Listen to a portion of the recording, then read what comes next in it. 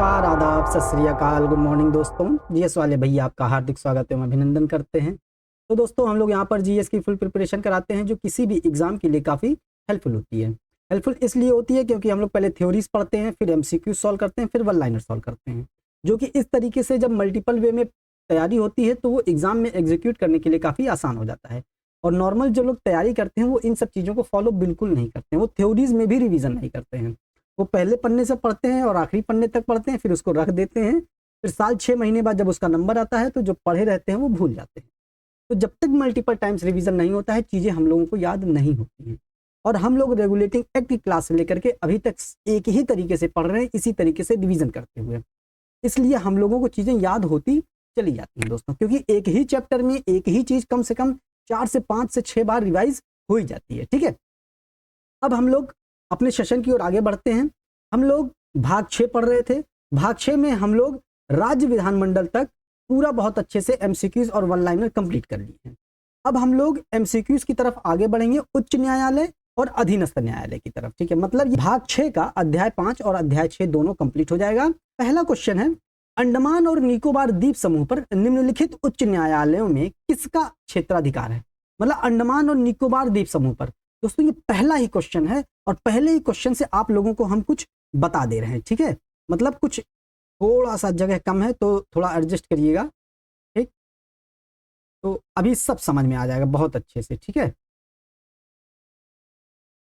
ये मान लेते हैं ये भारत का नक्शा है। ठीक है, अब देखिए भारत में कुल ऐसे 7 उच्च न्यायालय हैं जिनका अधिकार क्षेत्र एक राज्य या एक केंद्र शासित प्रदेश से अधिक है। ठीक है, और वो कौन कौन से 7 हैं बहुत अच्छे से याद हो जाएगा। एक इधर है, एक इधर है, 2 हो गए, एक इधर है इस कोने है और एक इस कोने है। ठीक है, 4 हो गए, मतलब 1 2 3 4 कोना हो गया। ठीक है, और एक इस कोने है, 5 हो गया, और एक इस कोने है, 6 हो गया, और एक दोस्तों बीच में। ठीक, 7 हो गए। ये पहली बात लोकेशन हमको ध्यान में रखना चाहिए, इतनी चीजें। ठीक, एक इस कोने, एक इस कोने है, 1 2, एक इस कोने 3, एक इस कोने 4, एक इस कोने 5, एक इस कोने 6 और एक ये बीच में 7 हो गया। अब देखते हैं कौन कौन से किनके अधिकार क्षेत्र में है। क्वेश्चन पूछा जाता है, 1 मिनट में आपको अभी याद हो जाएगा। ठीक है, यहां पर है चेन्नई, मतलब मद्रास उच्च न्यायालय। ठीक है, मद्रास उच्च न्यायालय के अधिकार क्षेत्र में ये तमिलनाडु आ जाता है, तमिलनाडु और पुदुचेरी आ जाता है। यहीं पर पुदुचेरी है, पुदुचेरी और तमिलनाडु आ जाता है। ठीक है, मद्रास उच्च न्यायालय के अंतर्गत। ठीक, ये हो गया। अब यहां पर आता है केरल उच्च न्यायालय। केरल उच्च न्यायालय, यहां पर केरल का आ जाता है, पूरा हिसाब किताब केरल का है। और यहां पर जो लक्षद्वीप फैला हुआ है, लक्षद्वीप का अधिकार क्षेत्र केरल उच्च न्यायालय के अधिकार के अंडर में आता है। यहां से ये कंप्लीट हो गया, मतलब इधर का ये हो गया, इधर का हिस्सा हो गया। ठीक, ये हो गया। अब तीसरा देखते, इधर बंबई उच्च न्यायालय। बंबई उच्च न्यायालय के अधिकार क्षेत्र में इधर ये जो महाराष्ट्र है ये हो जाएगा। यहीं पर गोवा है, गोवा का हो जाएगा। यहीं पर दादरा नगर हवेली और दमन और दीव। तो ये चीजें हमको ध्यान में रखनी है, मतलब बंबई उच्च न्यायालय में इधर का हिसाब किताब हो गया। ठीक, केरल उच्च न्यायालय में इधर का हिसाब किताब हो गया, मद्रास उच्च न्यायालय में इधर का हिसाब किताब हो गया। ठीक है, ये हो गए। अब आता है इस कोने का बंगाल उच्च न्यायालय, मतलब कलकत्ता उच्च न्यायालय का। कलकत्ता उच्च न्यायालय का इधर का पश्चिम बंगाल हो जाएगा, पूरा का पश्चिम बंगाल देखेगा। और इधर जो है ये भारत का अंडमान जो निकोबार द्वीप समूह है इसका अधिकार क्षेत्र आ जाता है। ठीक, ये चीज हो गई। ठीक है, ये हो गया। अब हम लोग देखते हैं गुवाहाटी उच्च न्यायालय। गुवाहाटी कहाँ है? असम में है। तो असम का क्षेत्र देखेगा, असम से सीमा लग रही है ऊपर अरुणाचल प्रदेश की हो गई, अरुणाचल प्रदेश से सीमा लगती है नागालैंड की, और एक सीमा छोड़ देंगे मणिपुर की, यहां मिजोरम आ जाता है। ठीक है, इस तरीके से मैप से हमको ये चीजें तैयार हो जाएंगी। ठीक, तो गुवाहाटी का असम, ऊपर अरुणाचल प्रदेश, नागालैंड और मिजोरम हो गया। ठीक है, ये 4 राज्य आ जाते हैं गुवाहाटी के अंदर। अब इधर जम्मू कश्मीर उच्च न्यायालय का जम्मू कश्मीर और लद्दाख का आ जाता है। ठीक है, ये हो गया। अब यहां से इस कोने में जो बीच में है इसके में क्या आ जाता है, ये पंजाब और हरियाणा उच्च न्यायालय। तो पंजाब और हरियाणा उच्च न्यायालय, एक पंजाब, एक हरियाणा और एक चंडीगढ़ का आ जाता है। ठीक है, ये चीजें ध्यान देनी है। तो कितनी हो गई, 1 2 3 4 5 और ये 6 और ये 7 हो गई दोस्तों। ठीक है, मतलब 7 ऐसे उच्च न्यायालय हैं जिनका अधिकार क्षेत्र एक राज्य से अधिक आता है, या एक राज्य या संघ राज्य क्षेत्र से अधिक आता है दोस्तों। ठीक है, ये चीज ध्यान रखनी है। मैप से पढ़ लेंगे आप लोग, एक बार घर पे जाके मैप देखिएगा, आपको तुरंत याद हो जाएगा चीजें। ठीक है, आपको कभी रटने की जरूरत पड़ेगी नहीं। ठीक, अब हम लोग बढ़ते, तो इसका आंसर क्या हो जाता है, अंडमान और निकोबार समूह पर निम्नलिखित में से उच्च न्यायालय में किसका क्षेत्राधिकार है? तो अंडमान और निकोबार का अभी देख चुके हम लोग, कोलकाता का क्षेत्राधिकार है। ठीक है, ये चीज ध्यान देनी है। अब सेकंड क्वेश्चन है, सेकंड क्वेश्चन है, दो या अधिक राज्यों के लिए एक ही उच्च न्यायालय हो सकता है, संविधान के किस अनुच्छेद में है? तो संविधान के, देखिए, दो या दो से अधिक कितना होता है? 3 के लिए एक ही उच्च न्यायालय है, तो अनुच्छेद 231 हो जाता है। कितना आसान है याद करना, खुद कह रहे हैं ये चीजें कि हमको याद करो, है कि नहीं? और हम लोग लड़ते पढ़ते रहते हैं, मतलब पढ़ते रहते हैं, रटते रहते हैं, नहीं याद होती। थोड़ा सा कंसंट्रेट होकर विजुलाइज करके पढ़ना, चीजें ऑटोमेटिक आत्मसात होती चली जाएंगी। ठीक है, ये चीज हो गई, तो इसका सी हो गया। 214 में क्या है? प्रत्येक राज्य का एक उच्च न्यायालय होगा। 215 में अभिलेख न्यायालय है, और 233 में क्या है? जिला न्यायाधीशों हैं। ठीक है, ये चीज ध्यान देना, मतलब जिला न्यायालय है। तीसरा है, कोलकाता, बंबई और मद्रास उच्च न्यायालय की स्थापना कब हुई? तो कलकत्ता, बंबई और मद्रास उच्च न्यायालय की स्थापना 1861 में नहीं हुई, 1861 के भारत शासन अधिनियम के तहत 1862 में हुई है दोस्तों, इसलिए 1861 पहले रख दिए कि कंफ्यूज हो। ठीक है, 1862 के वर्ष में हुई है, 1861 के अधिनियम के तहत। अब हमको यहां से ध्यान देना है, 1866 में दोस्तों इलाहाबाद उच्च न्यायालय की स्थापना होती है। इलाहाबाद उच्च न्यायालय की जो स्थापना होती है 1866 में, पहले इलाहाबाद में नहीं होता है, ये होता है आगरा में। आगरा से इसको इलाहाबाद में सेट कर दिया जाता है 1869 में। 1869 में आगरा से इसका नाम, आगरा से इसको इलाहाबाद लिया जाता है। इसका नाम आगरा और पश्चिम करके रहता है। ठीक है, लेकिन इसका नामकरण इलाहाबाद उच्च न्यायालय 1919 में कर दिया जाता है। ठीक है, तो यहां से आपको ये चीजें ध्यान में रखनी है, क्वेश्चन पूछा जाता है। फोर्थ है, उच्च न्यायालय हमारे संविधान के किस भाग में है? तो भाग 6 में है उच्च न्यायालय। ठीक, ये चीज ध्यान देनी है। पांचवा है, उच्च न्यायालय के न्यायाधीशों को पेंशन कहां से दी जाती है? वेतन और पेंशन ध्यान देना है। वेतन तो जहां पर काम करेंगे वही देगा, मतलब वेतन तो राज्य की संचित निधि देगी, और रिटायर होने के बाद पेंशन कौन सा राज्य दे? कंफ्यूजन हो जाएगा, इसीलिए पेंशन केंद्र की संचित निधि से जाता है। ठीक है, भारत की संचित निधि से। ठीक, अब अगला देखते हैं, सिक्स्थ है, प्रत्येक राज्य के लिए एक न्यायालय होगा, मतलब प्रत्येक राज्य के लिए एक उच्च न्यायालय होगा। यहां पर दोस्तों एक उच्च न्यायालय होगा, संविधान के किस अनुच्छेद में? नहीं तो बहुत इंपॉर्टेंट है, प्रत्येक राज्य के लिए एक उच्च न्यायालय होगा। हम लोग अनुच्छेद 214 में पढ़ चुके हैं, और अनुच्छेद 124 में क्या? भारत का एक सर्वोच्च न्यायालय होगा। इसी में 90 जोड़ देंगे तो क्या आ जाता है? 214 आ जाता है। 215 में है एक अभिलेख न्यायालय है, उच्च न्यायालय एक अभिलेख न्यायालय। 231 में क्या है? दो या दो से अधिक राज्यों के लिए एक उच्च न्यायालय होगा। ठीक है, ये चीज ध्यान देनी है। और दो अनुच्छेद 233 में जिला न्यायालय की बात की गई है। ठीक, सेवंथ है, भारत के उच्च न्यायालय के बारे में क्या सही नहीं है? पूरा क्वेश्चन ढंग से पढ़ना है, पता चला सही पढ़ के आगे पढ़ लिए और नहीं पढ़े, गलत हो गया आंसर। ठीक है, तो पूरा क्वेश्चन पढ़ना है, पूरे ऑप्शन भी पढ़ने हैं। ठीक है, तो क्या सही नहीं है बताना है। द्वितीय अपील उच्च न्यायालय में अपीली क्षेत्राधिकार में है, मतलब द्वितीय अपील हम उच्च न्यायालय में करते हैं। ठीक है, सही बात है। ठीक है, जिला न्याय अधीनस्थ न्यायालय से अपील करके हम उच्च न्यायालय में जाते हैं, मतलब सर्वोच्च न्यायालय के पास भी अपीलीय शक्ति है और द्वितीय अपीलीय शक्ति उच्च न्यायालय के पास है। ठीक है, ये सही है, लेकिन क्या पूछा है? गलत पूछा है, सही नहीं है। तो जहां पर गलत आएगा वही इसका आंसर ऐसे हो जाएगा। ठीक, उच्च न्यायालय के प्रत्येक न्यायाधीश की नियुक्ति राष्ट्रपति करते हैं, ये भी सही है। ठीक, उच्च न्यायालय के न्यायाधीशों की नियुक्ति राज्यपाल करता है। अब देखिए इन दोनों सेंटेंस में विरोधाभास हो गया, तो सी वाला गलत हो जाएगा, तो सी ही आंसर इसका हो जाएगा।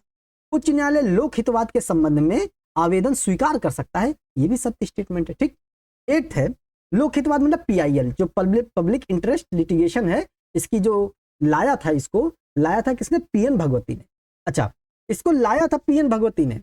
ये बताइएगा जब PN भगवती लाए थे कमेंट सेक्शन में कि उस समय भारत के सर्वोच्च न्यायालय के मुख्य न्यायाधीश कौन थे? PN भगवती ही थे या कोई और थे? इंपॉर्टेंट है, क्वेश्चन पूछा जा सकता है, पूछा भी गया है, और आप लोगों को कमेंट सेक्शन में जरूर बताना, क्योंकि पहले भी हम लोग बहुत डिस्कस कर चुके हैं। ठीक है, 8 है, उच्च न्यायालय के न्यायाधीशों के वेतन और भत्ते कहां से दिए जाते हैं? तो वेतन और भत्ते जहां पर काम करेंगे वही वेतन भत्ता देगा, तो राज्य की संचित निधि से वेतन व भत्ता दिया जाता है। ठीक है, 9th है, उच्च न्यायालय के न्यायाधीश की सेवानिवृत्ति की आयु कितनी है? तो सर्वोच्च न्यायालय के न्यायाधीश की सेवानिवृत्ति की आयु 65 है, और उच्च न्यायालय के सेवानिवृत्ति की आयु 62 वर्ष है, और 60 वर्ष नॉर्मल जो सरकारी कर्मचारी होते हैं उनकी 60 वर्ष है। ठीक है, 10वां है, निम्नलिखित में से कौन सा कथन गलत है? इसमें तो गलत कर दिया। हाँ दोस्तों, जैसे क्वेश्चन पूछा जाए, अगर ऑनलाइन एग्जाम नहीं है, अगर क्वेश्चन पूछा जा रहा है कि कौन सा कथन सही है तो उस पर गोला लगा लीजिए, कौन सा कथन गलत है उस पर गोला लगा लीजिए, कौन सा कथन सही नहीं है, गलत नहीं है, उस पर ऐसे गोला लगा लीजिए। तब ध्यान में रहेगा, नहीं तो हम हर क्वेश्चन में सही सही मार के चले आएंगे। ठीक है, ये ध्यान दीजिएगा। भारत में 25 उच्च न्यायालय हैं, सही बात है कि नहीं। पंजाब, हरियाणा और केंद्र शासित प्रदेश चंडीगढ़ का एक ही सामूहिक उच्च न्यायालय, अभी ऊपर एक्सप्लेनेशन में देख चुके हैं पहले क्वेश्चन में, ये भी सही है। राष्ट्रीय राजधानी क्षेत्र दिल्ली का स्वयं का उच्च न्यायालय है, ये भी सही है। ठीक है, और अनुच्छेद 230 इसकी इजाजत देता है कि नहीं, कि प्रत्येक संघ राज्य क्षेत्र के लिए एक उच्च न्यायालय का प्रावधान किया जा सकता है। ठीक। डी है, उच्च न्यायालय के न्यायाधीश 65 वर्ष की उम्र तक पद धारण करते हैं, ये गलत है, अभी ऊपर देख चुके थे 62 वर्ष है। ठीक। 11वां है, 2 या अधिक राज्यों के लिए एक राज्यपाल होगा और एक उच्च न्यायालय हो सकता है। मतलब 2 या 2 से अधिक राज्य के लिए एक राज्यपाल हो सकता है। हम लोग किस अनुच्छेद में पढ़े थे? अनुच्छेद 153 में पढ़े थे। ठीक है, ध्यान दीजिएगा। ठीक, अनुच्छेद 153 में क्या है? प्रत्येक राज्य के लिए एक राज्यपाल होगा। ठीक, ये हो गया। और एक उच्च न्यायालय हो सकता है 2 या 2 से अधिक राज्यों के लिए। संविधान के किस संशोधन के द्वारा तय किया गया था? तो दोनों संविधान के 7वें संशोधन के द्वारा तय किए गए थे, पढ़ चुके थे हम लोग 7वां संविधान संशोधन 1956 में, कि 2 या 2 से अधिक राज्यों के लिए एक राज्यपाल है, या 2 या 2 से अधिक राज्यों के लिए एक उच्च न्यायालय हो सकता है कि नहीं, ये सब चीजें पढ़ चुके हैं। तो इसका क्या जाएगा? 7वां संविधान संशोधन। 12th है, उच्च न्यायालय के क्षेत्राधिकार का विस्तार कौन कर सकता है? तो उच्च न्यायालय के क्षेत्र में परिवर्तन, मतलब विधिक काम हो गया, तो विधिक काम राज्य का विधानमंडल, चूंकि सर्व उच्च न्यायालय है तो राज्य का विधानमंडल करना चाहिए, ऐसा नहीं है, संसद करेगी। ठीक है, ये चीज ध्यान दीजिएगा। तो इसका आंसर क्या हो जाएगा? संसद हो जाएगा। ये नहीं कि उच्च न्यायालय क्षेत्राधिकार, उच्च न्यायालय कहाँ रहता है? राज्य में रहता है, तो राज्य कर सकती होगी। और राज्य का विधानमंडल क्यों करेगी भाई? मान लीजिए कोई ऐसा उच्च न्यायालय है जिसका अधिकार क्षेत्र एक राज्य से अधिक है, तो उसके अधिकार क्षेत्र का वृद्धि कौन सा राज्य का विधानमंडल करेगी? ये भी समस्या, इसीलिए संसद करती है। ठीक है, ये चीज ध्यान दीजिएगा। 13वां है, संसद किसी राज्य का उच्च न्यायालय का अधिकार क्षेत्र संघ राज्य क्षेत्रों तक विस्तार कर सकती है या कमी भी कर सकती है, संविधान के किस अनुच्छेद में निहित है? अभी ऊपर बता चुके हैं, अनुच्छेद 230 में है दोस्तों। ठीक है, ये चीज ध्यान दीजिएगा।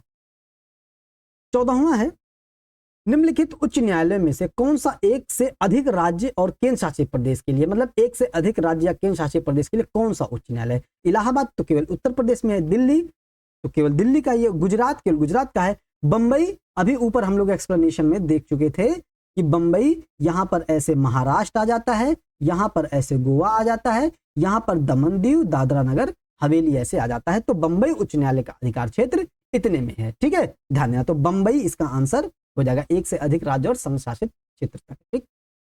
15वां है, भारत के कितने उच्च न्यायालय की अधिकारिता एक से अधिक राज्य या संघ राज्य क्षेत्र तक? अभी ऊपर बता चुके थे। अगर ऐसे मैप ड्रॉ कर दें, ठीक, ऐसे कर दें और ऐसे कर दें, ये हो गया। ठीक, ऐसे मान लेते हैं एक, तो एक इधर हो गया, एक इधर हो गया 2, एक इधर हो गया 3, एक इधर हो गया 4, एक इधर हो गया 5, एक इधर हो गया 6, एक इधर बीच में हो गया 7। मतलब एक इस कोने, एक इस कोने, एक इस कोने, एक इस कोने, एक इस कोने, एक ऊपर वाले कोने और एक बीच में। ठीक, ऐसे करके याद कर लेंगे, हो जाएगा सब काम तमाम, है कि नहीं? तो 7 ऐसे उच्च न्यायालय हैं जिनकी अधिकार क्षेत्र एक राज्य या संघ राज्य क्षेत्र से अधिक है। ठीक है। 16वां है, उच्च न्यायालय का एक अभिलेख न्यायालय होना संविधान के किस अनुच्छेद में? तो अनुच्छेद 215 में है। और आप लोग कमेंट सेक्शन में बताइए कि सर्वोच्च न्यायालय एक अभिलेख न्यायालय होगा, ये किस संविधान के अनुच्छेद में कहा गया है? ठीक है, इंपॉर्टेंट है, ध्यान दीजिएगा। 17वां है, निम्नलिखित में से कौन सा राज्य के उच्च न्यायालय का मुख्य क्षेत्राधिकार नहीं है? मतलब राज्य के उच्च न्यायालय का मुख्य क्षेत्राधिकार कौन सा नहीं है, ये बताना। प्रारंभिक क्षेत्राधिकार तो पढ़ चुके हैं, अपीलीय क्षेत्राधिकार, इसमें पहला ही क्वेश्चन, दूसरा क्वेश्चन पढ़ चुके थे, अपीलीय क्षेत्राधिकार भी है, निरीक्षण भी कर सकता है ये। परामर्श संबंधित क्षेत्राधिकार नहीं है, क्योंकि परामर्श संबंधित क्षेत्राधिकार अनुच्छेद 143 के तहत, 143 के तहत जो है कुछ और नहीं है, राष्ट्रपति परामर्श ले सकता है सर्वोच्च न्यायालय से। ठीक है, तो डी इसका ऑप्शन हो जाएगा, ये उच्च न्यायालय का क्षेत्राधिकार नहीं है, सर्वोच्च न्यायालय का है। 18वां है, जिला न्यायाधीश शब्द संविधान के किस अनुच्छेद में? तो जिला न्यायाधीशों की नियुक्ति अनुच्छेद 233 में है, तो इसका आंसर 233 हो जाएगा। 19वां है, विधि आयोग के किस अध्यक्ष ने अपनी रिपोर्ट के समर्थन में कहा कि प्रत्येक उच्च न्यायालय के 1/3 न्यायाधीश दूसरे राज्य से होने चाहिए? मतलब मान लेते हैं अगर उत्तर प्रदेश में 160 अन्य न्यायाधीश हैं, तो 160 अन्य न्यायाधीश लगभग कितने हो जाएंगे? 53 हो जाएंगे दोस्तों, है कि नहीं? मतलब 53 न्यायाधीश अन्य राज्यों से होंगे। ठीक है, तो ये किसने कहा था? भगवती जी ने नहीं कहा था, हिदायतुल्लाह जी ने भी नहीं कहा था, चंद्रचूड़ जी ने भी नहीं कहा था, ये कहा था HR खन्ना जी ने कहा था दोस्तों। ठीक है, इंपॉर्टेंट है, ध्यान देना है। ठीक, बहुत इंपॉर्टेंट क्वेश्चन है।